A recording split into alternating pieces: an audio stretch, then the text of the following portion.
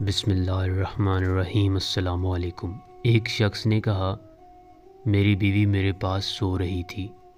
اس دوران اچانک مجھے فیس بک کا نوٹیفیکیشن ملا۔ ایک لڑکی نے مجھے فرینڈ لسٹ میں شامل کرنے کی ریکویسٹ سینڈ کی، تو میں نے سوچا کہ دیکھوں تو یہ کون ہے۔ میں نے اس کی دوستی کی درخواست کو قبول کیا اور میں نے اسے پیغام بھیجا، کون ہو؟ اس نے جواب دیا، میں وہی ہوں، میں شادی کر چکی ہوں لیکن آپ کی شدید کمی محسوس کرتی ہوں۔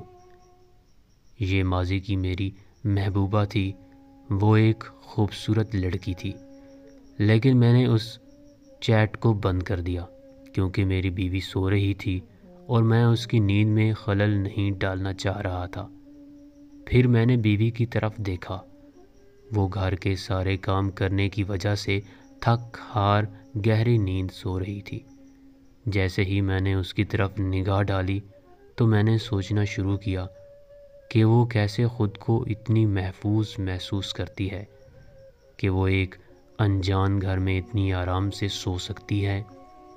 وہ اپنے آبائی گھر سے بہت دور ہے، جہاں اس نے اپنے گھر والوں کے ساتھ 24 سال گزارے تھے۔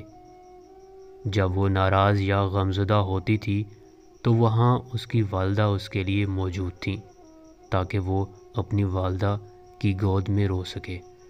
اس کی بہن یا بھائی لطیفے سناتے جس سے وہ ہنسنے لگے۔ اس کے والد گھر آ کر اس کی پسند کی تمام چیزیں لاتے۔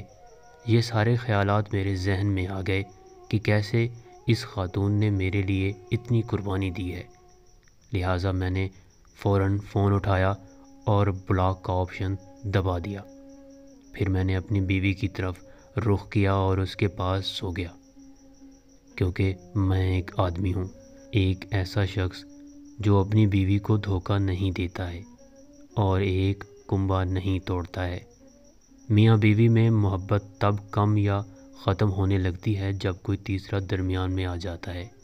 دعا ہے کہ اللہ تعالیٰ ہر میاں بیوی میں محبت قائم رکھے۔ آمین ثم آمین۔